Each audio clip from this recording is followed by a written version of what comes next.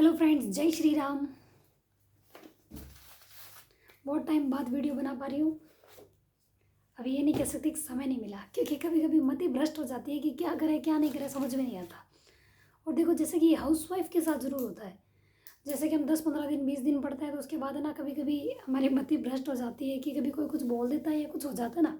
अगर कुछ नहीं भी होता ना, लेकिन हमें टॉपिक याद नहीं होता ना, तब भी हमारे दिमाग में एक ही चीज़ चलती है, यार होगा कि नहीं होगा, कैसे होगा, क्या होगा। तो अब एक बात आप याद रखना। देखो, पहले तो मैं बता दूँ, वीडियो में मैं आपको आज सेकंड पेपर ज्योग्राफी के बारे में बताऊंगी कि मैं कहाँ से पढ़ रही हूँ, ठीक है। और हाउसवाइफ के लिए ये ज़्यादा इंपॉर्टेंट है, क्योंकि मैं हाउसवाइफ को ही कहूँगी। जैसे हाउसवाइफ सोचती है ना, जैसे मैं भी यही सोचती थी कि यार किस्मत ही नहीं है, इतनी बार एग्ज़ाम दिया, नंबर नहीं आया। अरे हमने कभी ढंग से पढ़ाई नहीं की। तो एक चीज़ याद रखो, किस्मत किस्मत कुछ नहीं होती, ठीक है। किस्मत को बोला करो, जैसे कि अपने देखो थंबनेल में आज लगा हुआ है कि किस्मत तू मतलब कयामत तक धरने पर बैठ जा, मैं कोशिशों से कभी इस्तीफा नहीं दूंगी। मतलब ये कि हमें ना तब तक प्रयास करेंगे जब तक हमारा नंबर नहीं आ जाता। चाहे हमने ये डिसाइड किया कि 2024 में हमारी वैकेंसी आएगी, हम उसमें 100% जॉब ले लेंगे, हम अपनी तरफ से पूरी कोशिश करेंगे, लेकिन हम तब तक कोशिश करेंगे जब तक हमारा नंबर नहीं आ जाता है। जैसे देखो, मैंने शुरू में कह दिया कि कभी कभी मति भ्रष्ट हो जाती ना, तो मेरी भी मति भ्रष्ट हो गई थी। होता है कभी कभी, अगर कभी कोई टॉपिक याद नहीं हो तो, या कभी कुछ ऐसी यूँ कितना सुनी सुनाई बात या ऐसा कुछ हो जाता है तो हम नहीं पढ़ पाते हैं, या ऐसे कभी कोई दिक्कत हो जाती है तो नहीं पढ़ पाते। लेकिन अब क्या है, देखो दिक्कतें आती रहेगी, लेकिन अब हमें क्या करना पड़ता है, पूरी तरीके से, जैसे मैं अब तक कहती आई हूँ आपको, इग्नोर करो, ठीक है। बाहर में जाए दुनिया, अब हमें क्या करना है वो हमें पता होना चाहिए कि हमें एक ही चीज़ रखनी है कि सबको इग्नोर करो, भूल जाओ कि दुनिया में कोई और जिंदा भी है। बस ये ध्यान रखना कि भाई आपसे कंपटीशन बहुत लोगों का है। क्योंकि देखो, पहले तो खुद से कंपटीशन रखो, क्योंकि हमारा खुद से कंपटीशन कैसे है कि घर का काम भी मैनेज करो, बच्चों को रखो और फिर पढ़ो। और जब पढ़ने बैठते हैं तो कुछ चीज़ें याद नहीं होती, तो सबसे बड़ा कंपटीशन तो हमारा खुद के साथ ही है, दूसरों के साथ तो कैसे रखें। लेकिन और भी एग्ज़ाम की तैयारी करने वाले लोग बहुत हैं, ये चीज़ अपने दिमाग में जरूर रखना। लेकिन ये मत सोचना भी किस्मत नहीं है, जॉब नहीं लगी, क्योंकि इतने टाइम से देखो मैं भी सोच लेती थी कि एग्ज़ाम दिए, नंबर नहीं आया। लेकिन यार क्या किस्मत, मतलब मेहनत करेंगे तो कभी ना कभी तो सिलेक्शन होगा ना। क्योंकि देखो, किस्मत के भरोसे बैठने से कोई मतलब नहीं। ये थोड़ी है कि भी हम बैठे हैं, नहीं किस्मत होगी तब जॉब लग जाएगी। और जब अपने कभी पेन खोलना ही नहीं तो खाली पेपर पे लिखा कैसे जाएगा। जब हम मेहनत करेंगे ही नहीं तो हमारे वैकेंसी कोई भी आए तो हमारा नंबर आएगा कैसे, हम गवर्नमेंट सर्वेंट कैसे बनेंगे। जब तक हम प्रयास नहीं करेंगे ना तो कुछ नहीं होगा। तो अब हमें तैयारी करनी है और अच्छी तरीके से करनी है। देखो कभी कभी क्या होता है पता है, मतलब मैं आपको आराम से बताती हूँ, कभी कभी ऐसी सिचुएशन हो जाती है कि चाह कर भी अपन बहुत कोशिश करना चाहते हैं कि यार इस तरीके से पढ़ेंगे, या शेड्यूल सेट करते हैं वगैरह, बहुत कुछ करते हैं। जैसे मैं भी जैसे पढ़ने बैठती हूँ ना, तो कई बार ऐसा होता है कि आधा एक घंटा भी इधर उधर हो जाता है ना। मेरे साथ भी ऐसा हुआ है, क्योंकि मैंने बहुत बार कोशिश की कि भी अब कल से मैं 3 बजे उठ के पढ़ना चालू कर दूंगी, या शाम को पढ़ लूँगी, या दिन में ये काम करके फिर पढ़ने बैठ जाऊँगी। लेकिन कई बार ऐसा हो जाता है कि हम नहीं पढ़ पाते हैं, तब हमें क्या गुस्सा आ जाता है। अगर थोड़ा टाइम इधर उधर हो जाए ना तो हमको गुस्सा आ जाता है। लेकिन देखो, जब हम फ़ोन चलाते हैं ना, तो हम क्या सोचते हैं कि एक एग्जाम्पल दे रही हूँ, ठीक है। जैसे हम 4 बजे पढ़ने बैठने वाले हैं, 5 मिनट उसमें बाकी है कि भाई 4 बजे नहीं, तो हम क्या करेंगे, अभी तो 5 मिनट बाकी है, 5 मिनट फ़ोन चला लेते हैं, 4 बजते ही पढ़ने बैठ जाएंगे, ये सोचते हैं ना। लेकिन जब हम पढ़ने बैठते हैं ना, तब क्या हम ये चीज़ सोचते हैं कि यार आज मतलब ना 5 मिनट एक्स्ट्रा पढ़ लेते हैं, बाद में ना फ़ोन चला लेंगे या दूसरा काम कर लेंगे, नहीं सोचते ना। तो अब ये सोचना है कि यार 5-5 मिनट करके एक्स्ट्रा टाइम बढ़ाते रहना है, हमें अपनी पूरी देखो कोशिश करनी पड़ेगी। क्योंकि हमें अगर अब अपना टाइम नहीं बढ़ाए ना तो कुछ नहीं होगा।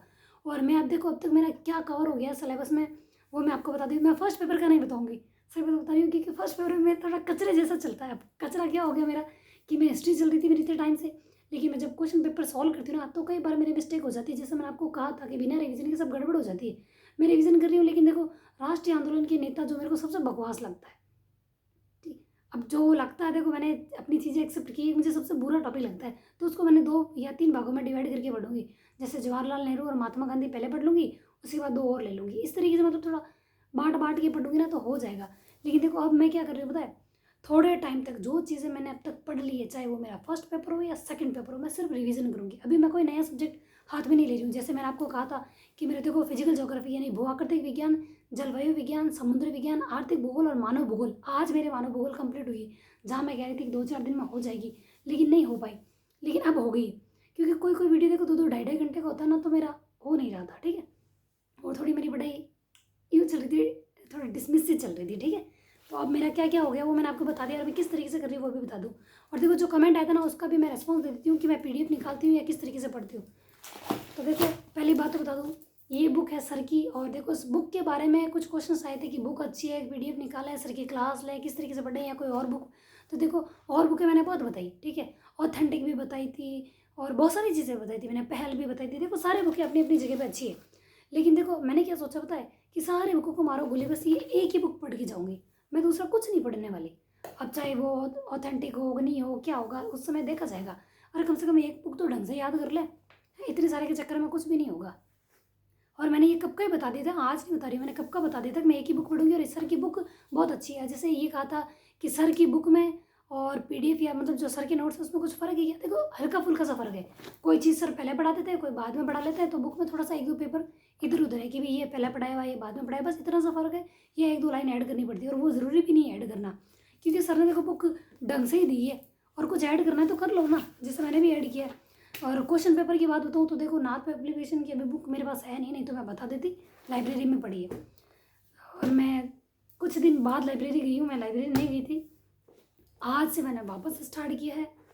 तो Nath publication book objective question paper की आती है, सुभाष सुथार सर की, ठीक है। अब आप ये मत कहना कहाँ मिलेगी क्या मिलेगी यार, जैसे ढूंढना है ना ढूंढ लो, ढूंढने वाले को भी भगवान मिल जाते हैं। अब मिलते नहीं मिलते पता नहीं, क्योंकि मैंने नहीं देखा, लेकिन मुझे विश्वास है कि भगवान है। क्योंकि देखो भगवान जो भी करते हैं ना अच्छे के लिए करते हैं। अगर आपकी लाइफ में कोई ट्विस्ट आया है या कुछ ऐसी दिक्कत आई ना, तो भगवान चाहता है कि आपके जीवन में कुछ बदलाव होना चाहिए। भगवान ने खुद ने ये चीज़ तय की है कि अगर कुछ मिस्टेक हो रही है, मतलब अभी ज़िंदगी में सुधार करना बाकी है, सुधार के लिए ही तो भगवान आपको थोड़ी समस्या देता है। और मैं तो समस्या देवे तो बढ़िया है, कम से कम हमको पता तो चले ना अब हमें करना क्या है। वो समस्या से ही हम थोड़े ना जाग जाएंगे कि हमारी ज़िंदगी कैसे चल रही है। पढ़े पढ़े सड़ जाएंगे, कुछ पता ही नहीं चलेगा कि हम पढ़ रहे क्या हैं, क्या कर रहे हैं, कैसे हमारी ज़िंदगी है। कुछ ना कुछ झटके लगते रहते ना, तो हम थोड़ा अलर्ट रहते हैं यार हम जिंदा हैं।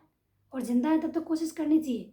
मरी हुई मछली पानी के साथ बहती है, लेकिन आप जिंदा हो ना तो कभी है ना पानी के बहाव के साथ मत जाओ। अगर जो गलत है उसको एक्सेप्ट मत करो, और वही चीज़ करो जो आपको सही लगती है। सच में जो सही है वो करना, यूँ नहीं कि मेरे को तो जो गलत है वही सही लग रहा है तो वही करे, नहीं, जो सही है बस उसको स्वीकार करो और वो करो। दुनिया चाहे कुछ भी कहे, देखो अच्छा काम करोगे ना तब भी दुनिया कहेगी, गलत करोगे तब भी दुनिया कहेगी। मतलब दुनिया का काम कहना है, अरे यार कुछ तो वो भी कहेंगे। सब चीज़ अपने अनुसार थोड़ी चलेगी कि नहीं यार हम ये चाहते हैं लोग वही कहे, वो थोड़ी कहेंगे। वो अपने अनुसार करेंगे, हम अपने अनुसार करेंगे। तभी तो कहते हैं सबका दिमाग अलग अलग है। तभी तो हर बार रिजल्ट मतलब देखो बहुत जने एग्जाम देते हैं, लेकिन कुछ लोग सेलेक्ट होते हैं, कुछ लोग सेलेक्ट नहीं होते, क्योंकि दिमाग का खेल है।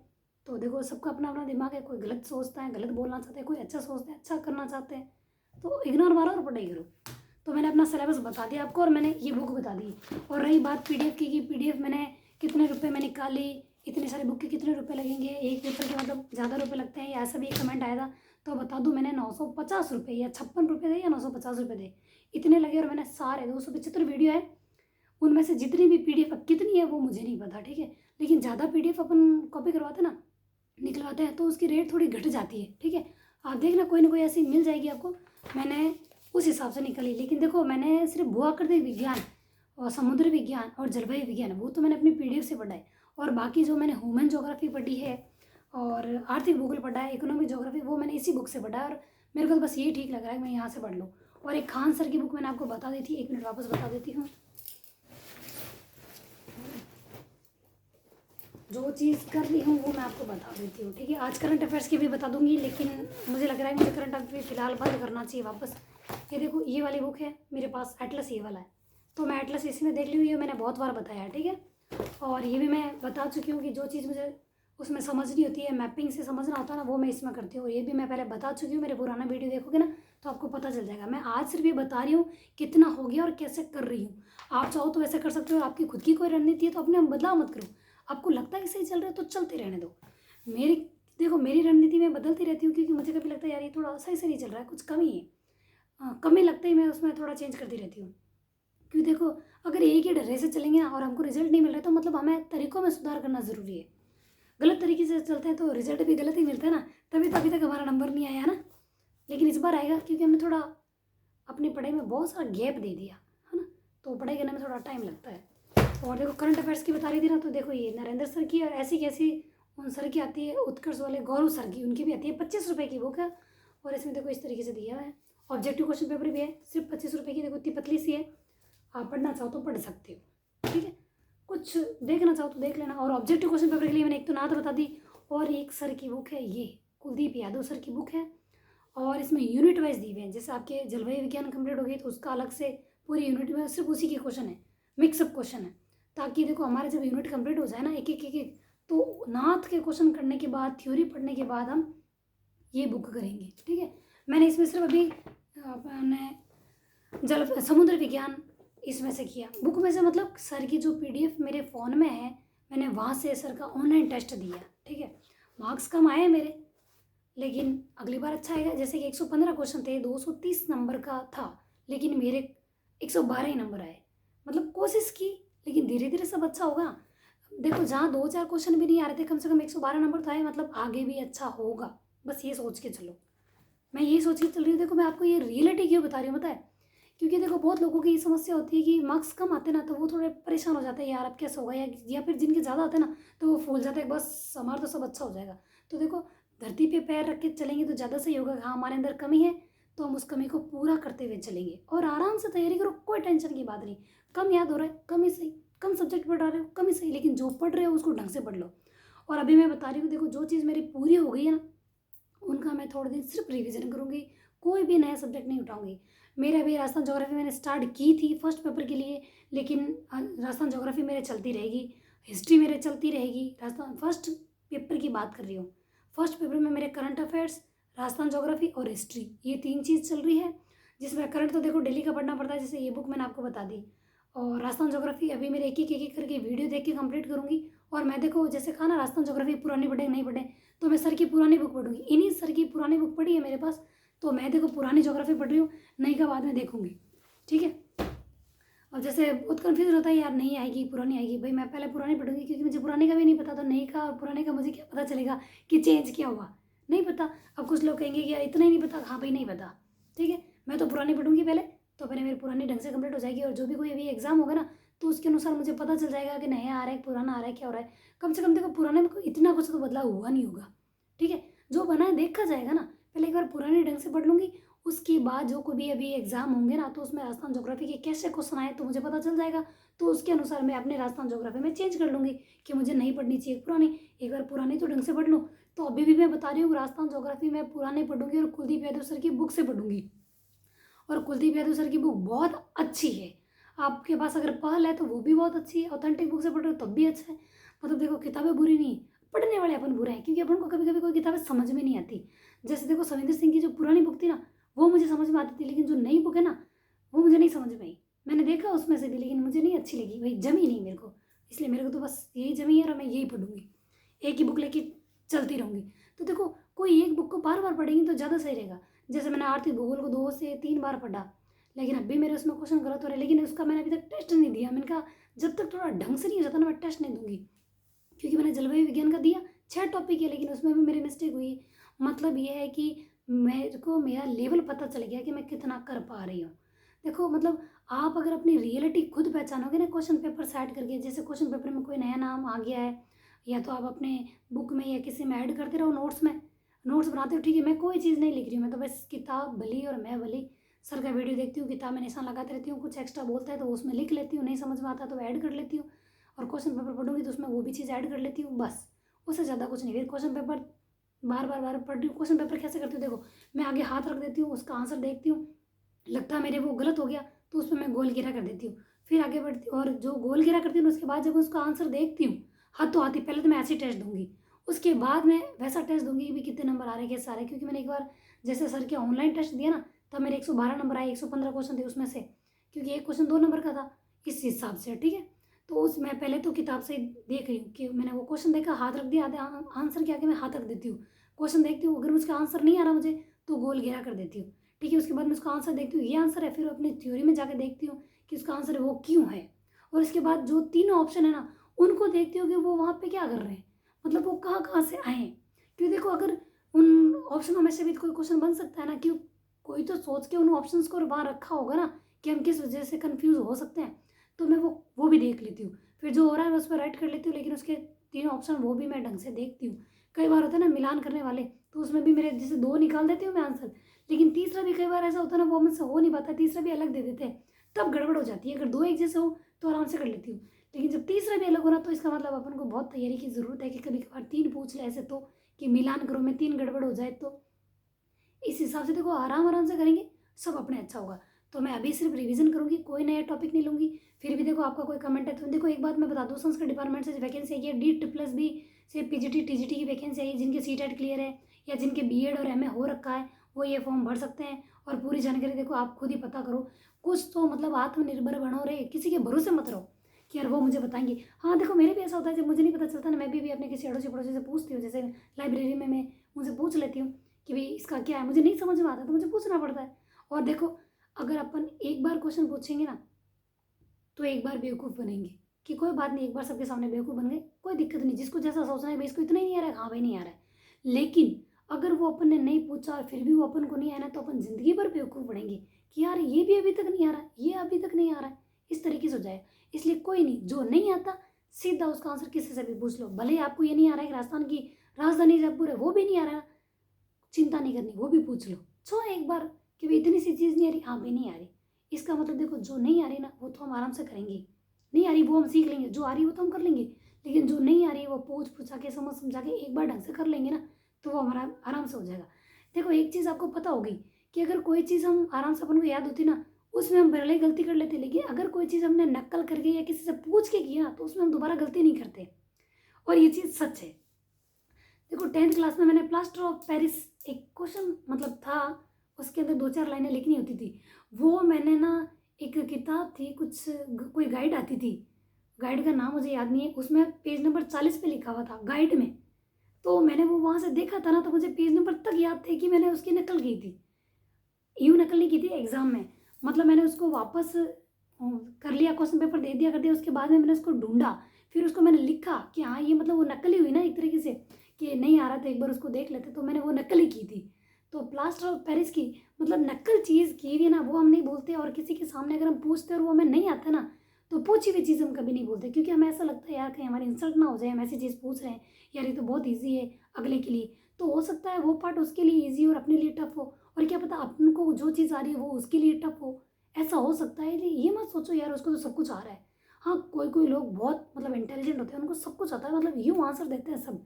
लेकिन उससे पता है यूँ मेरे को तो भाई कॉन्फिडेंस लगता है यार इनको इतना अच्छा आ रहा है, तो अपन को भी मतलब आ सकता है, एक दिन अपन भी ऐसे ऐसे करेंगे।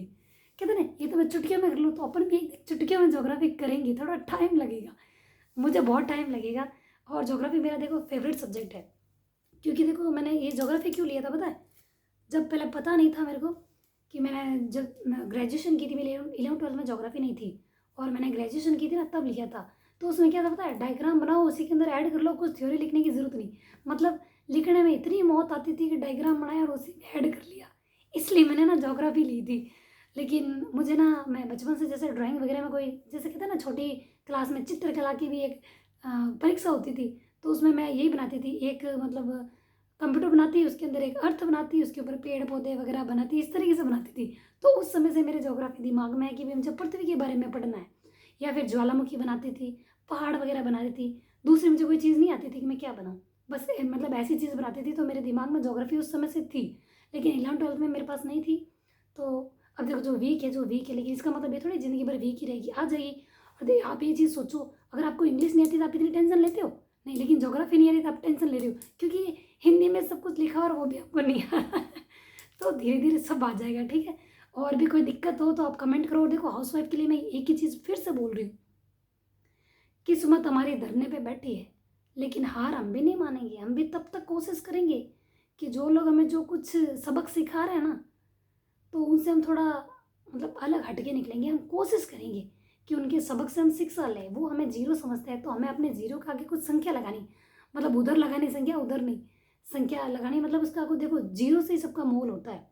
तो अपन को जीरो समझा गया है कि क्या है, इनको तो कुछ भी नहीं आता है या कुछ नहीं कर सकते, या ज़िंदगी में लड़कियाँ कभी कुछ नहीं कर सकती। तो मैं बोल दूँगी, आप मेरे को कमेंट करके बताना, क्या सच में लड़कियाँ कुछ नहीं कर सकती?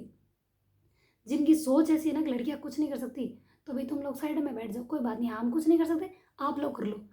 हैं, आप लोग घर का काम क्यों नहीं कर लेते हो? लड़कियाँ कुछ नहीं कर सकती, हम तो घर का काम भी ढंग से नहीं करते, आप लोग कर लो। आप ज़्यादा मतलब वैसी लड़कियाँ कुछ नहीं करती ना, तो आप लोग कर लो, कोई दिक्कत नहीं है, हमें तो दिक्कत है ही नहीं, हम तो कुछ नहीं कर सकते। पर मैं लड़कियों को कहूँगी, देखो धरती पे एक ही बार आई हो, एक ही बार ज़िंदगी मिली, और अपनी ज़िंदगी अपने तरीके से जियो। वैसे देखो मिल बांट के जीते ना तो बहुत अच्छी बात है, मिल बांट के नहीं जीते ना तो ज़िंदगी अपने उसूलों पे भी जीना आना चाहिए। और वो तभी हो सकता है जब देखो ज़िंदगी में हमारे पास भी कोई पोस्ट हो, कुछ हमारे पास भी हो, हमारी वैल्यू तभी बनेगी। नहीं तो देखो आप घर में कितना ही काम कर लो, कोई वैल्यू नहीं होने वाली। अंत में जीरो किया ही किया था, घर में ही तो काम किया। हम तो बाहर जाके काम करके आते हैं। तो भाई ऐसे करो, हम बाहर जाके करके आते हैं, आप घर का संभालो। पता चल जाएगा। बच्चे को एक खाना खिलाने में 1 घंटा लग जाता है, उसके पीछे दौड़ते हैं तब। तो आप खाना खिला दो, अगर वो एक निवेला खाएं दूसरा नहीं खाएं तो जेंट्स को पता है गुस्सा आ जाएगा। अगर उनको 2-4 घंटे बच्चे को दे दिया जाए ना, तो उनका मन करेगा छत से पटक दो नीचे। किस तरीके से रखते हैं, जो रख चुके हैं उन्हें तो पता होगा, जो नहीं रख चुके ना तो एक बार डेमो लेके देख लो। ठीक है। अगर आपको वीडियो पसंद आए तो लाइक शेयर और सब्सक्राइब। Thank you. जय श्री राम।